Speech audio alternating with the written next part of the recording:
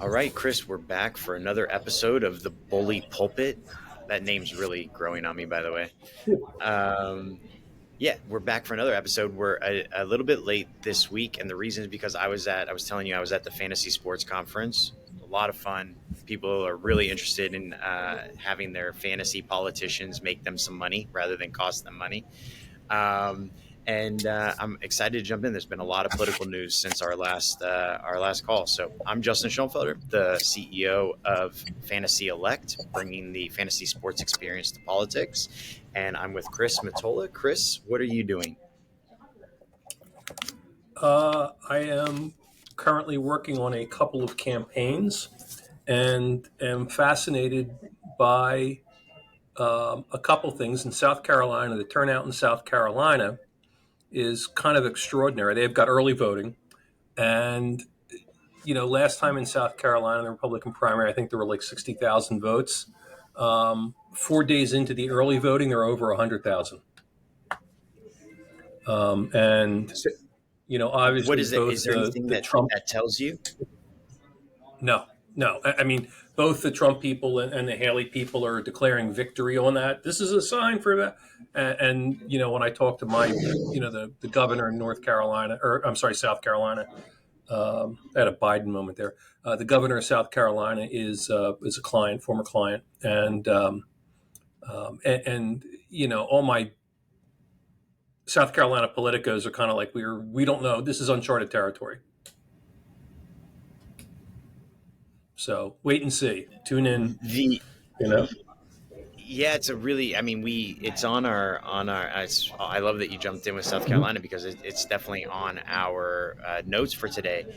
What I've been seeing is that Nikki Haley's unfavorables have climbed substantially over the last 6 months, and the last polling I saw, I think she's polling at like 23.1% was the last one I saw. So it's interesting. Are the early voters, which tend to be more center left, is my understanding, tend to be the mail in and the early voters.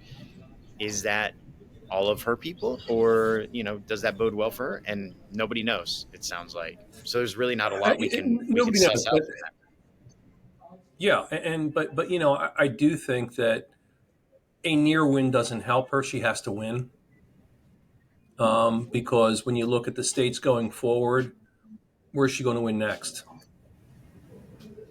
You know, It's and a great question. and the Trump people can say, well, she won in her home state. Of course, she did. Um, but the question is, does that, if she wins that, does that create not so much momentum for her, but does it undermine Trump?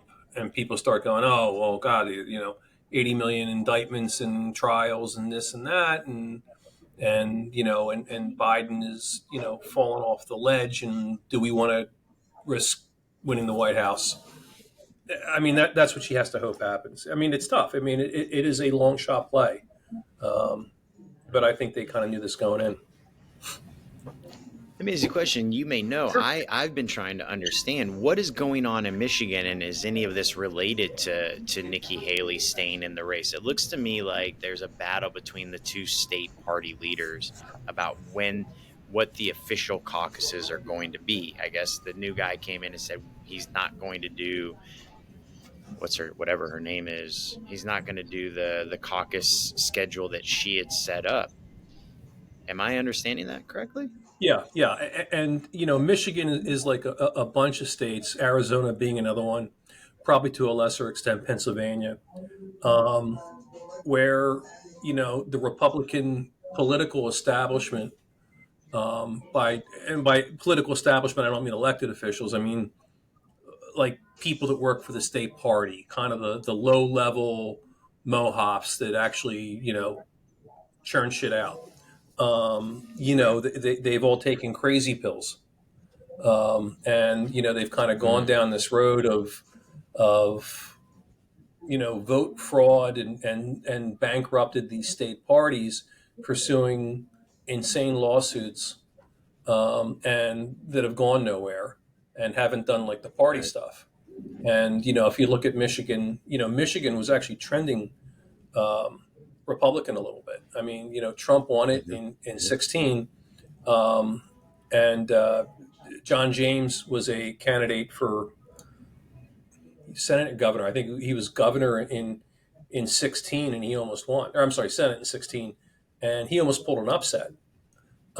And Hmm. since then, the state party has gone in this absolute tailspin. Like Arizona, and so this is kind of this back and forth is going to fight. But I mean, if you're fighting each other, you're not fighting Democrats, and you're not winning elections. And a certain amount of tension within parties is good because it gets people enthused and. Um, but a lot of these people are just fucking batshit crazy. Um, It makes me think a little bit about what's going on between the Senate Republicans and the House Republicans. I mean, right. the torpedoing of the border bill that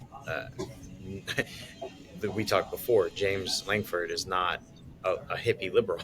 You know what I mean? He's a No. staunch conservative, and even a MAGA Republican. Like he's all in for Trump as well. He's not like he's an anti never Trumper, right? So um, now to see that the Senate was forced to do a standalone aid package for Ukraine, Israel, Taiwan. Mhm. Um, and now that's dead on arrival in the House, and they're saying, well, there's nothing for border in here, and the Senate's like, well, there was, and then you Mhm. voted that died. Right. Right. It looks to me like there is a real that many people have said, and I think it's overstated to some degree, but we're witnessing almost a devolving of the party into a very fractious environment where they're fighting with each other to such a degree.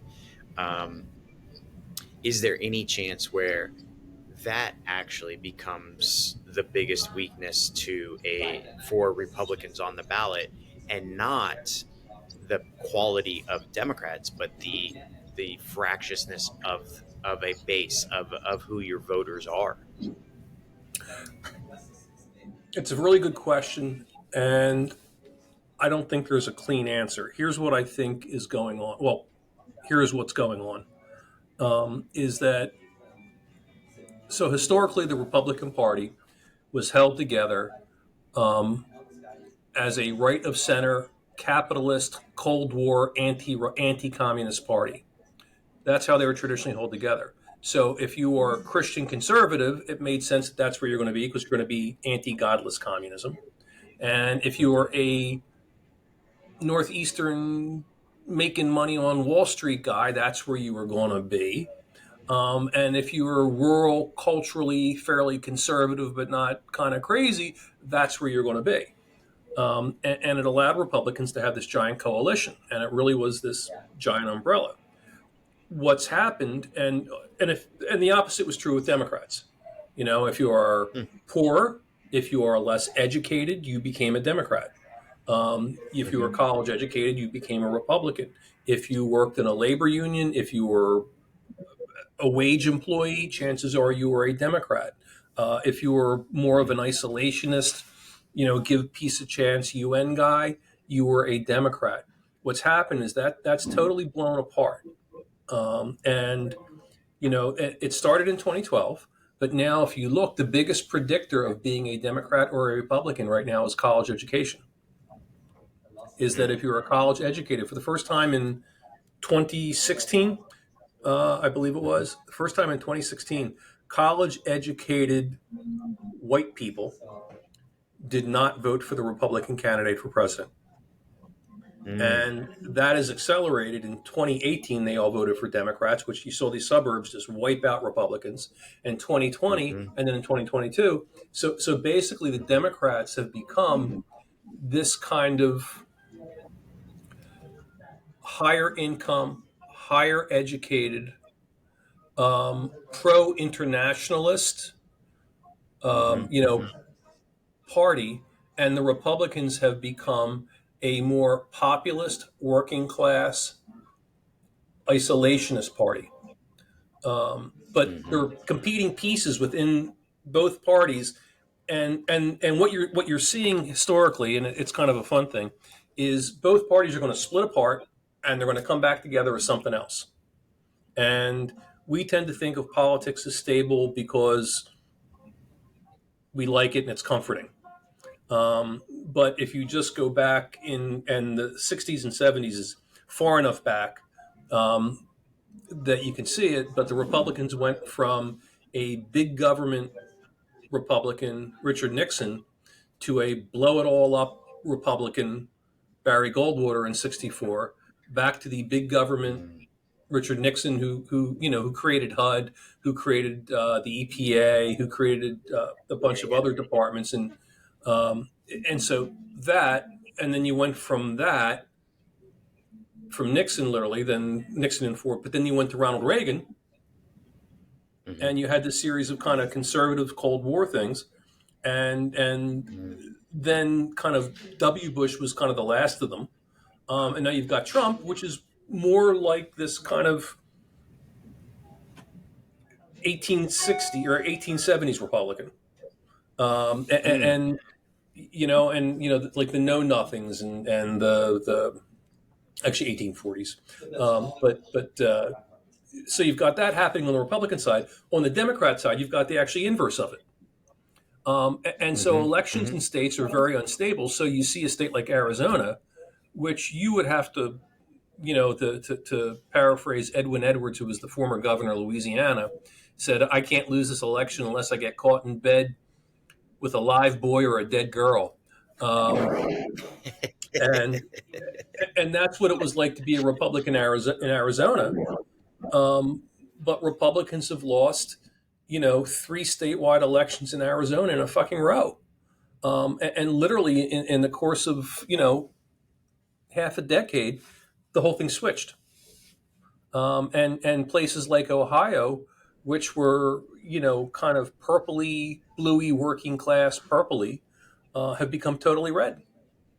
And it's really, it's fun and it's fascinating, and people lose their minds about it, but it's nothing to lose your mind about. You're just watching. You happen to be at a change point in history. I mean, if you want to go back to the Yeah, election of 1860, or actually um, 1856, you are looking at, the Whig Party was the dominant party in American politics for half a century. In 4 years, it wasn't going to exist anymore. And I'm not saying we're mm. going to get rid of the Democrat or Republican Party, but shit blows apart and changes and it goes, and that's it. Yeah. I think if there's one thing that for me as a person, as like I've accepted that life is constant change, right? So, and humans don't like that. We think things are stable because we have such Right. short lifespans. Right. But thinking about what you're saying and thinking it through, you know, it's easy to look back, and I think it's wrong to do this because it's usually inaccurate. But you can look back and you can say, like, the change in the parties. You were talking about Nixon. A lot of that, my assumption, I'm going to say this and you Mm-hmm. can tell me how I'm wrong. Lyndon Johnson caused a lot of that when he knew he was going to lose Southern Democrats with civil rights, right? And so it looks like there was a cultural inflection moment that precipitated something that may have been happening under the surface slowly, but really seems to be something that brought it to the forefront. Um, so then also, as I look at Trump now, Trump precipitated this change in a way, but it feels like it was happening under the surface anyway. Interestingly enough, my outside observation is that it's self-caused. The way the republic, just to use the most recent example, Mm-hmm. because I wasn't alive during civil rights, the way the Bush campaigns, and that's like my earliest memory of as a voting person.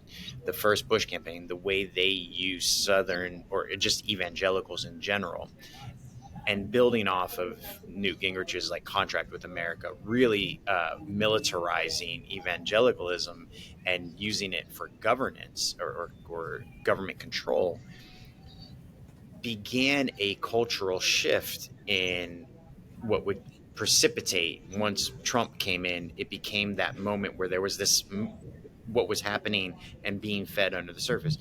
Am I seeing that incorrectly? No, I Is that think that is that I incorrect? think that is a very cogent and I think popular opinion. if you allow me to tell you why I think it is wrong.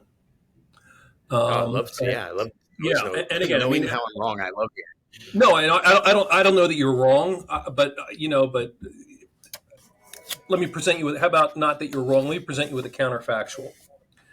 Okay. Kind of the gospel, so to speak, is that civil rights Johnson lost Southern Democrats and lost Protestants. Okay, but he was going to lose the South, and he was going to lose the South, white people in the South, because of that. Hmm. It's an extraordinary claim, and I don't think there's extraordinary evidence for it. Because Okay. if you look at 1968 presidential election, didn't go South, didn't go Republican. In 72 it did, Mm. but in 1972 Richard Nixon won 49 fucking states. So Hmm. everywhere went Hmm. Republican. If you go to Right. 76, the next presidential election, Republicans didn't win the South. Jimmy Carter did, Mm. Democrat. If you go to Hmm. Hmm. 1980, Ronald Reagan won the South, but he fucking run again. He won 49 states. And you think, okay, Right. this is going to happen. Then you go to the next.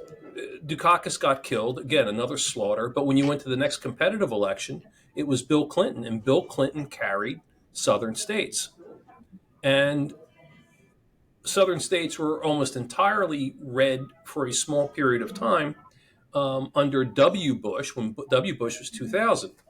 But I would pose it that if we're going to do this cause and effect thing, from 1960, if your changes, I did this thing in 1964 and it happened in the year 2000. I mean, it was 50 years. So, so you're talking about a 50-year. I mean, and anybody that was of voting age in 1964, because it was 21. Three-quarters of them are fucking dead. So it's not that. I And think if you look, I think that's an interesting point. yeah, and if you look at Democrat elected officials and senators, um, they were into the early 2000s. There were a bunch of, and I'll call them the Joe Manchins of the world. Um, Yeah. Blue late dogs 90s, and there stuff. were Hal Heflin and Dale Bumpers and all these people in the mid to late 90s that were Democrats from blood red, what we call blood red states. So I think the civil rights thing was part of it, but a mechanism like that doesn't take 50 years to happen. It happens quicker than that. Yeah. That I By the certainly way, this think is what this is you're so this is counterfactual. so kind of this is so PhD kind of high level crazy bullshit, which I'm happy to talk to you about all day. But it's again, and it's a counterfactual. I would say yours is absolutely the mainstream accepted theory, but I told you why I think it's wrong, because you can say it is correct, but I require electoral evidence because I do campaigns for a living. Okay, well let me throw this evidence Yeah, at you, and I'm going to actually tell you how I think it ties in when you're yeah. drafting a lineup. So I would say, and it's funny, I had just mentioned this in Vegas. I remember being in a political science class in my senior year or so of high school, and there was a statistic that the professor said. I don't even know if it's true, but Mhm. something like a majority of the time, I don't know what the actual percentage was, people vote the way they voted in their first presidential election the rest of their life. Again, that was a while ago. I don't know if that Mhm. remains true, and I don't know if it was true at the time, but that's what the teacher said. And it was like a good amount, a high majority of the time. If based on what you're saying as well, I would assume that the reality of changes take time to filter out, because even though there is a civil rights thing, you may not switch right away because you have people who are incumbents running that you've been voting for a long time. But my point is more that the fuse has been lit. There's been a change, and it doesn't become clear right away necessarily. The other thing that I would point out, and that hit me in what you're saying as well. So Nixon won the South, but he won 49 states. And my example of that would be that the Southern strategy specifically targeted a lit fuse and capitalized on, which is why he won the 49 states. And then the other examples of Jimmy Carter and Bill Clinton are Southerners, and they knew how to relate to them beyond within that cultural paradigm, so that if it had, to your point, it wasn't Northerners that flipped, that were able to run in contrary to what I said, it was Mhm. Southerners. And I think that those are really important caveats to the point, because I don't think people are completely binary. One change isn't going to change everything. But my point was more understanding the cultural underlying dynamics, that there are these things that are happening over time, and then there become inflection points where you see that split and then it comes back together, like what you said.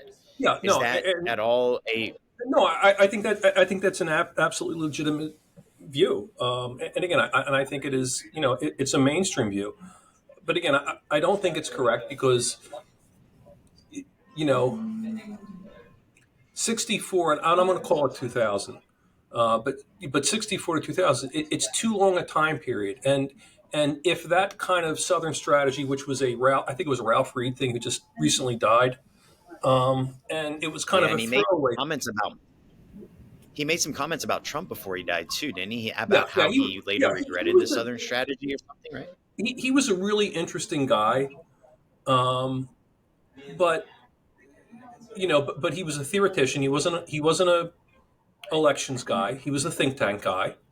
And the problem that if you have a if you accept in the premise that there is a Southern strategy, it has to win. And Mm-hmm. something that doesn't win for close to 4 decades isn't a fucking strategy.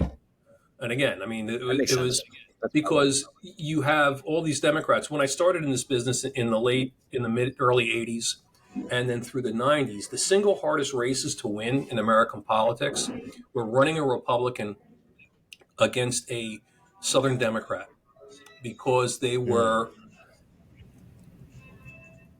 they tended to be they were fiscal populists, they were protectionists, they were labor guys, but they were populist, tax the rich, Huey Long kind of stuff. Culturally, they were very conservative, talked a lot about church, talked a lot about God. I mean, in 1980, Jimmy Carter was running TV spots with Bibles in them. And he was saying, I read the mm-hmm. Bible. I mean, basically, did a spot is there are two books on his desk. One is, I don't know, the Constitution, and the other one is a Bible, which he reads every night. And you can Sure. kind of find these online. If somebody ran that now, you would call them insane. I mean, if a Republican ran that in the year 2020, 2024, you would be, kind of people would be dressing up like the Handmaid's Tale and running the rallies and shit. But that was Right. Carter in '80. But all these guys, you could not beat them, and they were kind of also abortion wasn't a big issue, but their body language is that they were pro-life, and also Yes. religious Understood. wise, like kind of mega church evangelicalism, the stuff we kind of think of now. That was also a late blooming thing. That was really a late '70s, early '80s thing. Right. Most Southern politics, in the '60s and '70s, was kind of what we would call mainstream Protestantism. They were Mm. Baptists, they were Episcopalians, they were Unitarians.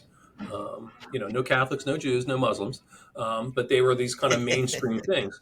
And evangelicalism kind of became kind of a bigger thing. And even though there was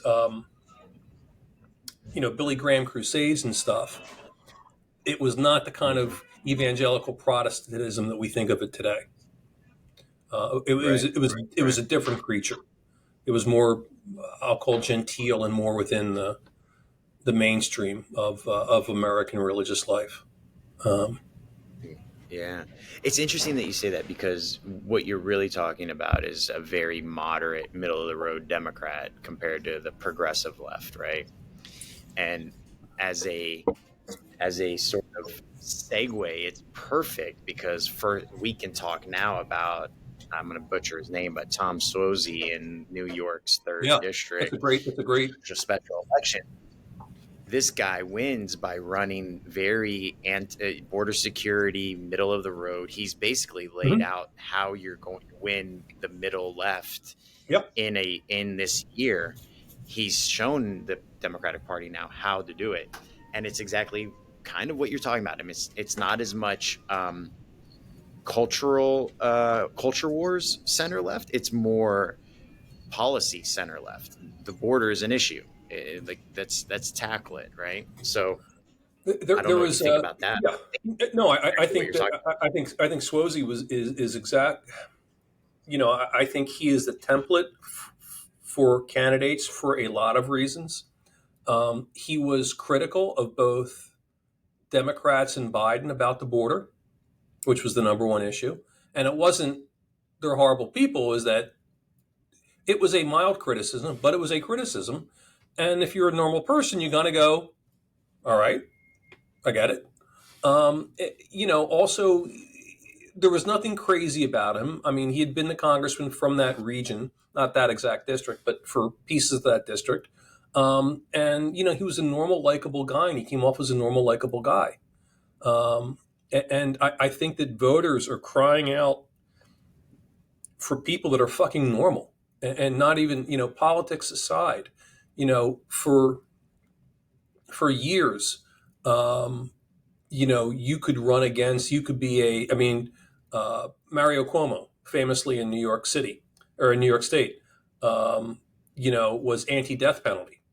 And, you know, and people and polls showed that the death penalty was, you know, 80% were for the death penalty. And for years, Republicans tried to run against him on the death penalty. But he said, no, this is kind of what I see as it's a value thing. Um, you know, for me, and you know, basically, fuck you. There was a congressman, and my second client, I guess, but I did his campaign in 1980, and I think he's like one of the. That's how old I am now. And in truth, was I was 24 years old, so I kind of, you know, but 1980. But Chris Smith, Republican congressman from a Biden district, and he's held the seat in its different permutations since 1980, and he is staunchly pro-life. Everything else, he would be considered, even though he's Republican, he votes like a moderate Democrat. He votes with Democrats on just about everything, but the life issue because he is a staunch Catholic, and voters say, as opposed to saying that you're a fucking nut job and I'm pro-choice and I can never vote for you. And there's some of that. People say, I understand it comes from a good faith place of conviction. And people go, and you accept that. Because if you have that value and if you're willing to stand up for that value, you're probably willing maybe to stand up for me.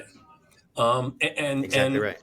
and I think that's what Suozzi came off as. He came off as this normal guy. Mm-hmm. You know, I mean, and you know, and Biden and Trump, by any measurement, are extraordinarily bigger than life, suck the oxygen out of the room figures.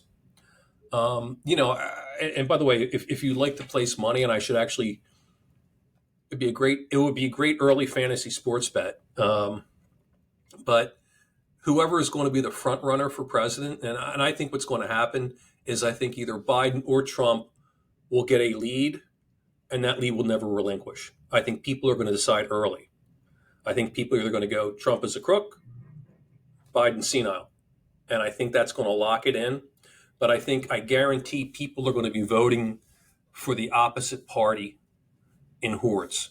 I would bet serious money that whoever the president is, if it's Biden, he's getting a Republican Senate and a Republican House. There's going to be no coattails because people are going to say, and the same thing with Trump, because people are going to say these fucking two guys are crazy. I'm not voting for either of them. I want Well, to check also with. it's a function. But it's a function of the extremes of both parties now that the only way to have a moderate U.S. government is to have split control, right?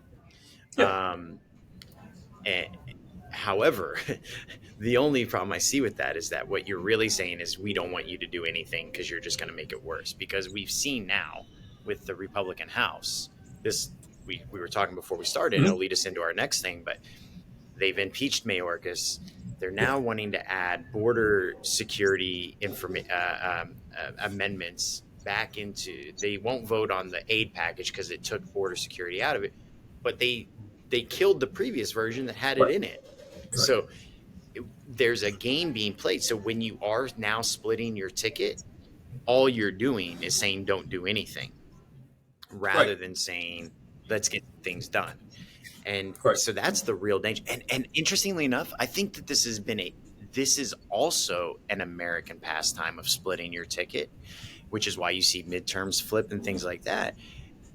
And it's also what has led, I believe, to substantial partisanship, in the sense of the best way to gain power in the presidency in the next election is to prevent the president from doing anything in this election.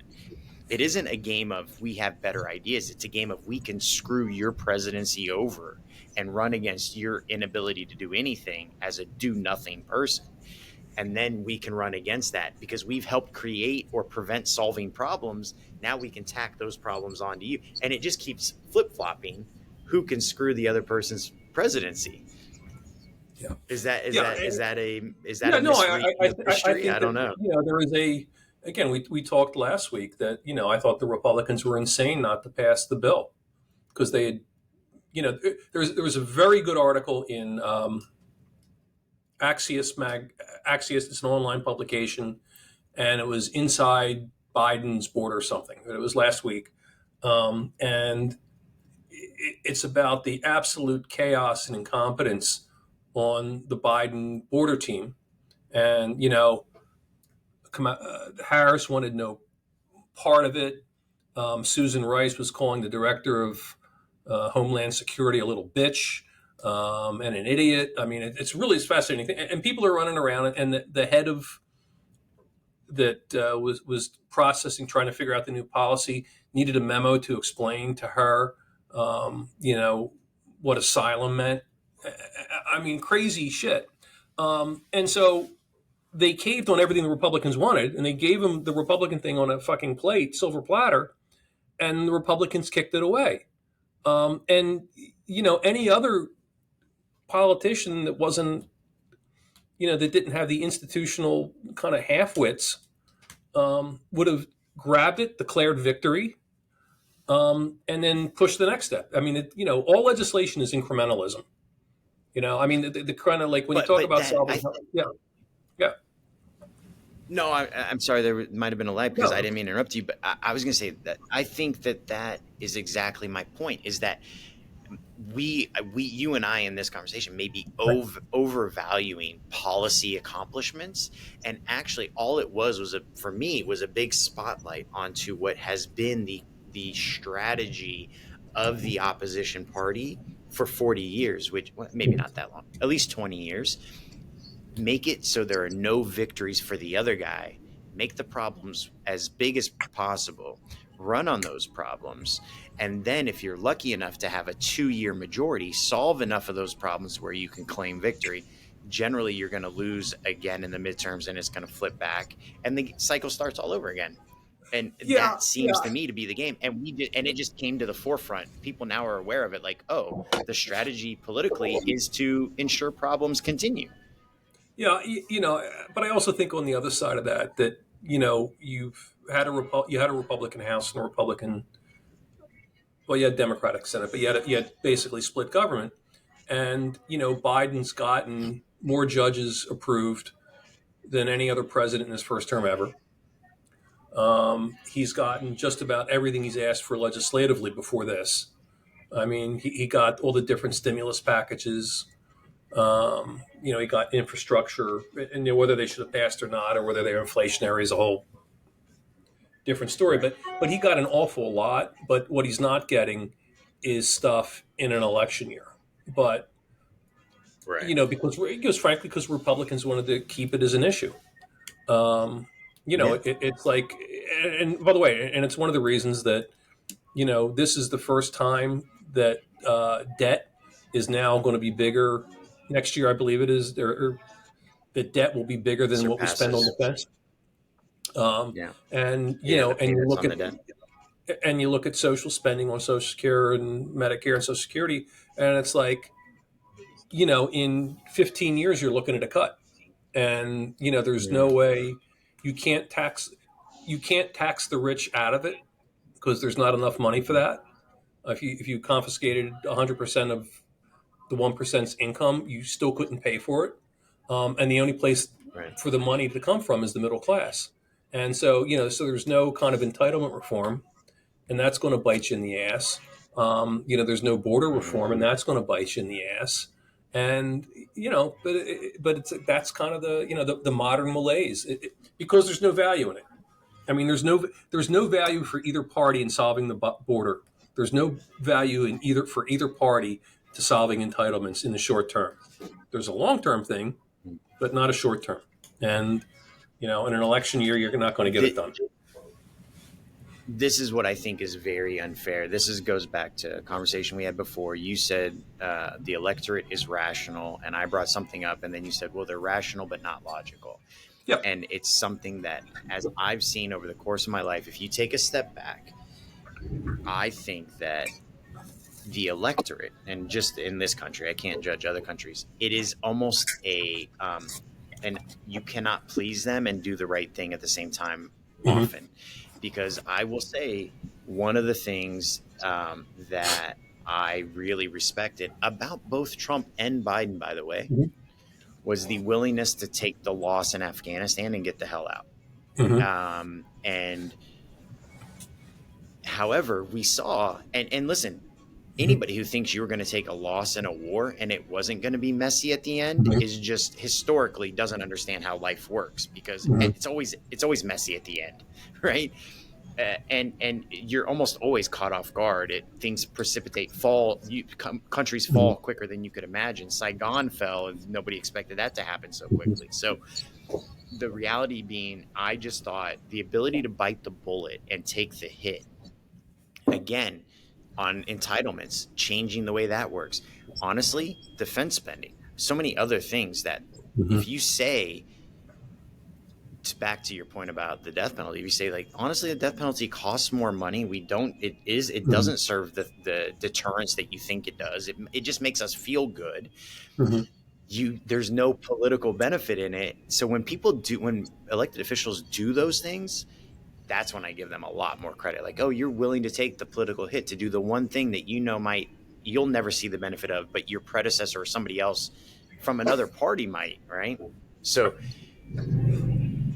I think that is part and parcel of the entire argument when somebody like Trump says, don't solve this problem, I want to run on this, or you take an easy shortcut, or you want to bash Nikki Haley because now she wants to raise the retirement age. Mm-hmm. Yeah, well, like, that's the reality that we live in. That it makes no sense to solve problems. Yeah, and here's the thing: problems will get solved sooner rather than later because when they come to a head, when Social Security can't pay out what it needs to pay out, you're either going to cut benefits or you're going to raise taxes. So that'll be dealt with in the time, and or probably they will both cut benefits, probably means testing or something, and they'll raise taxes. And Mm-hmm. and just the way it works, it's probably going to be grandfathered in. So somebody Mm-hmm. in 15 years my age, I'm going to get my shit, but our kids aren't going to get their shit, Right. and that's kind of. By the way, I'm reading a great book right now. Yeah, sorry. Yeah. Good. No, no, no, No, I'm please reading go a ahead. great book. Um,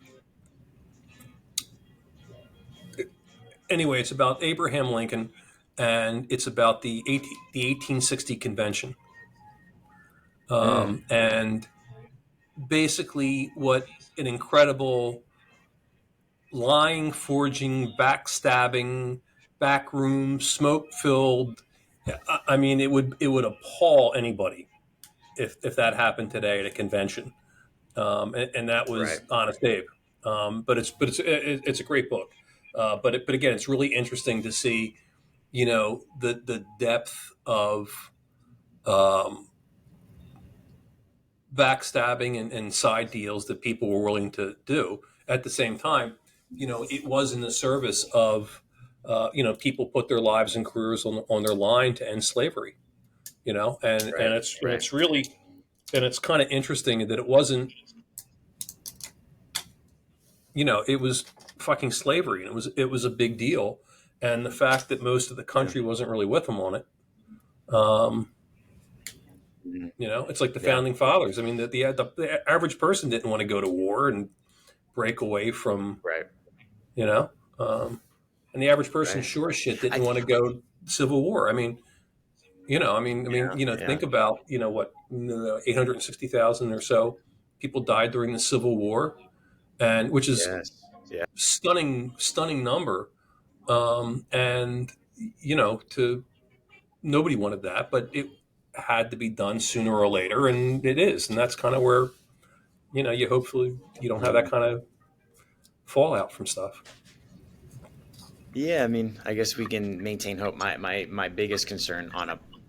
country's side beyond political betting is, you know, those times were so drastically different in the sheer lack of globalization, capital outflows out of Hmm. countries. If the idea, what was the book, Our Brand is Crisis or something like that, talking about like Yeah, how to yeah, capitalize on that's yeah. when. So if policy can only be accomplished, and what's the best for the country can only be accomplished when we create a crisis. And again, Hmm. we're looking at another government shutdown potentially currently as well. Hmm.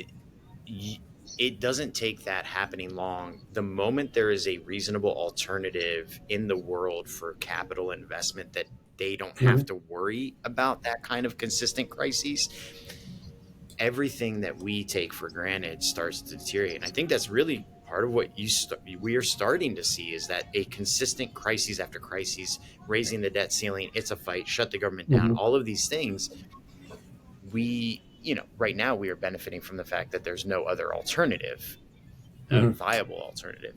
But at the moment one exists and presents itself, that is when I think it becomes a threat to the life that we've built, the society we built as Yeah, we know it. It'll yeah. continue, but I think well, it's a really interesting. I mean, I could talk about it forever because I like to geek out on it. Speaking of reasonable alternatives popping up, I don't know if you watched Tucker Carlson's interview with Putin at all. Um, I watched. I don't know if anybody could sit through the entire thing, but Yeah, I watched pieces of it. I mean, yeah. the phrase we used Well, to use in the '60s was "useful idiot." Um, I think many people have said, Hillary said the same thing, and I heard yeah, somebody else which repeat is that which as is what. well. By the way, it's really fascinating if you're as old as I am, that especially in the '70s, like the kind of the pro Russia side was all on the left, and there were Hmm. always discussions about, well, that's why they don't have crime, and that's why they have guaranteed jobs. And there was a constant belief, not a constant belief, but there was a belief that that the Russians were much better environmentalists because of the collective, and stuff that now seems totally fucking insane. And that Carlson, that kind of humiliating thing with the shopping cart and him going through the grocery store. Um, you know, you know, was it 35% of Russia does not have indoor plumbing? A quarter have Is outhouse. that true? Yeah, yeah. A quarter, apparently, 25% Presently, still use outhouses. Um, wow. the poverty rate is crazy. Now, I mean, if you're,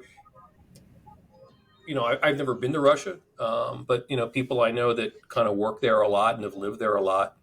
They say there are pieces of Mm, it that are absolutely stunning, and like the subway's stunning. sure. And if Yeah. you've got money and you're going to the oligarchs club, it's the fucking bomb. At the same Right. time, if you Right. go to like the Hermitage, you go to the museum, and there's drips on the wall, stuff is decaying. It Hmm. it is a. I mean, Russia has the GDP of fucking Italy. Right. And so it's embarrassing. But again, it's this. We started off this conversation. I said, the left goes right and the right goes left, and the parties are splitting up. Right. And basically, if you said Russian apologists in the '60s or '70s, you would say, oh, it's I don't know, Phil Donahue, or it's some kind Okay. of lefty. Right. It's George McGovern. It's I don't know. And Right. now you Right. go Right. Russian apologist, and you go, oh, it's Tucker Carlson and Tommy Tuberville or something. I mean, but it's, Right. and again, Well, it's it's not to interesting. be Did you it's not to see? be alarmed. It's disturbing because we want stasis, and Right. the Right. history of American To go back to politics. change. Yeah, and the history of American politics is that there is no stasis. Because Yeah. people are, they're not logical. Um, Right. Did you see that Navalny's now dead? That they, yeah, yeah, it's interesting. I love that they released. My guess is that he's been dead for a while, but they waited until yeah. after that interview to put the news Oh out. yeah, yeah, yeah. Um, Apparently, he was alive last Thursday. oh, was Um, that right? yeah, apparently he Okay, did some live interesting. stream thing or something. But no, I mean, he was From his murdered. from his from his penal colony, he did a live stream thing. There was some where he was on video or interviewed. There was apparently something where like last Interesting. Thursday, or maybe he had to go to court. Maybe it was he had to testify or something. Okay. But the Okay. chances they'll find he fell out a window. But yeah, Exactly. Yeah. Gravity is much different in Russia, as everyone knows. yeah. Well, But it's really amazing. I mean, these are the fucking bad guys, and I mean, you see why. I mean, what's really interesting is that Tucker Carlson is no longer on the air. He pissed away was it $50 million contract it was uh, massive. Yeah. Yeah. or whatever he had. Honestly, if somebody was paying me that kind of coin, I'd be doing the same stupid fucking show as long as they were paying me that coin. You know. Right. But yeah, Yeah. but he couldn't even do that. He Yeah. couldn't No, even do that right. And but it's yeah. like, Putin, this fucking Soviet Union.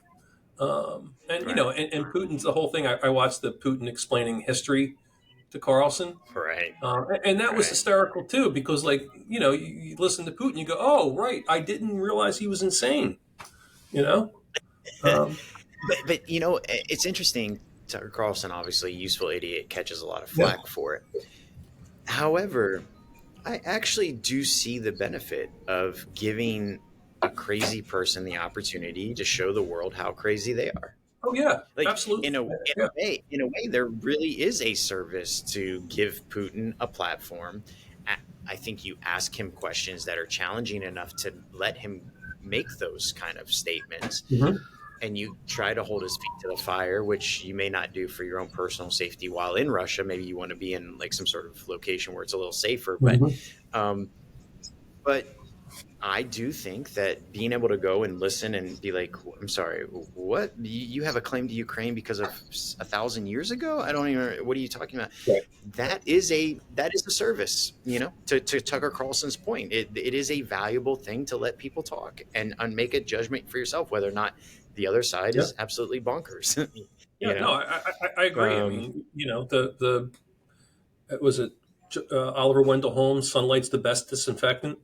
I mean, that's right. Yeah. Yeah. yeah, That's exactly But right. by the way, did you see that when Putin did that? I think it might have been the Mongolian ambassador to the United States released a map on Twitter, and it was the Mongol Empire, which was all of Russia and all of everything, and it's got this little chunk that has Russia 1437. It was hysterical. I mean, Oh it was my a god. great troll. That is the world's best trolls, and well, at least 2024's best troll. That is incredible. Well, the interesting thing about that argument, by the way, is um, where do you draw the line? Right. Right. So, using that again, Mongolia could say we own all this Mhm. now. Then we have a historic. Right. It's a really interesting, stupid argument that now people can be like, oh yeah, that's absolutely not the case in Ukraine. Well, we This have is what they're that dealing with. article in America all the time too. Yeah. With Indian tribes. Yeah. Um, For sure. tribal land. Tribal land is. But I always think land acknowledgments are the whitest thing you could possibly do, because basically you're saying, I took your shit and I'm not giving it back. I mean, that's basically what you're doing. Right. I illegitimately Yep. took your Yep. shit and I'm not giving it back, which is like who does Right. that? But Right. it's like the history of the world is conquest, and the Yes. Cherokees got pushed out and they pushed other people out, and Totally. The and so tribes themselves were yeah, fighting they were for constantly land. fighting, and by the way, there's no doubt that the tribes got screwed, um, you know, Totally. on treaties, and one of these days, I mean, you are never going to get a treaty, the Indian treaties, into the Supreme Court, because the courts will Hmm. have to decide for the tribes, and Hmm. basically you're going to say, those six Western states, not anymore. Hmm. Hmm. Because and that is literally, or not six, four Western states, not Hmm. anymore. And there's not a court that's going to do that because of the chaos, but Right. that's where it is. Yeah. This is where I think you were talking about a book earlier. One of the most profound books I ever read was *Sapiens* by Noah Yuval Harari. And he makes a lot of assumptions. I mean, it's not like a peer-reviewed scientific paper, but he says that that is the history of sapiens. That is who we are. We migrate, we take land, we kill each other, and to say that it's suddenly going to stop and force a stasis is Yeah. ridiculous. All right, There's, let's by the way, jump off there's a the great book last. too. There's a great book too. It's called Yeah. "War: What Is It Good For?" And it is Okay. this kind of harrowing book, and the answer is, absolutely just about everything. And it kind of Mm, tracks the history of war. And basically, it says you have war, you've got these great technological advances, and you also then have long periods of peace because people realize how sure. much Sure. the war is. And you don't have these Yes. minor conflicts, you have these big conflicts. And it was a very controversial book, and I don't going to say that I agree with the premise of it, but it certainly was more than a little interesting. Yeah. That I'm going to write that down. War. What is it good for? Um, All right, I have a couple of over unders I want Yeah, to ask you, and you can throw them back at me, and you yeah. can throw some in if you want. Over under 50%. Fonnie Willis and I don't remember his first name, but Yeah. Wade get removed from the RICO case in Atlanta. Over under 50%. Under. They've been an absolute train wreck. And honestly, I mean, she's been such a train wreck. And did you hear about them talking about continents? What continent is Aruba? I No, mean, no, no. it's I worth didn't looking hear up. that. But Okay. If I'm Trump, I want her to prosecute this case because they don't seem like Yeah. she's Yeah. the brightest bulb in the bunch. But no, under. I can't see why they Yeah. would remove her from the. Yeah, I mean, agreed. I mean, legally, there isn't a reason, and courts have a very specific rationale for doing Yeah, things, right? It's not the court of public opinion. right. I did, however, when you were out sick, I did the episode I did alone. I talked about this whole situation that had just started to bubble up, and I find it very disappointing and quite common when people are undertaking a very important task that they don't have enough self-discipline to prevent their personal issues from ruining what is an important task. And it's one of my big pet peeves. Find somebody else to sleep with and have a relationship with. What are you doing? But that's my side Yeah, note no, on I that. mean, and by the way, But and you see that in yeah, politics all the time. I mean, it's yeah, crazy, yeah. which I've never understood. All right, 50. Yeah, Over under 50%. This I've heard that there is going to be a new House border bill. It's going to be from the House, not from the Senate. Uh, Over under 50%. It passes or even gets a vote in the Senate. I under, think it'll definitely pass in the House if the under. Republicans want it to. Under, got it. Okay, I got one and for the you. last one. Oh yeah, All no, right, pen. give me one. I got one for you then. No, that's all right. So, I'm done. okay, so a member of Congress, either representatives or the Senate, publicly calls on Biden. A Democratic member of the House or the Senate publicly calls on Biden not to run again. Over 50%. Okay, that's Over good. fifty I don't. I'm not sure. I kind of. Yeah. I would say over 50%. Let me throw one last one at you because Yeah. I Sure. realize we didn't talk about it, and it'll help us. The the Biden Burisma FBI informant over under. I know they press charges over under that is used against Biden as another form of see the FBI is working for Biden.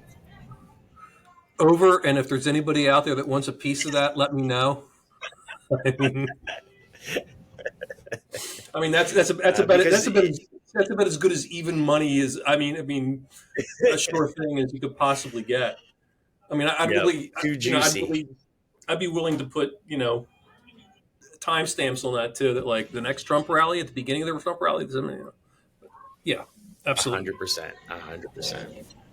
All right. Anything else before we wrap it up, Chris? No, I think we're good. I think this was an interesting one. We kind of veered off Yeah. into kind of Academia.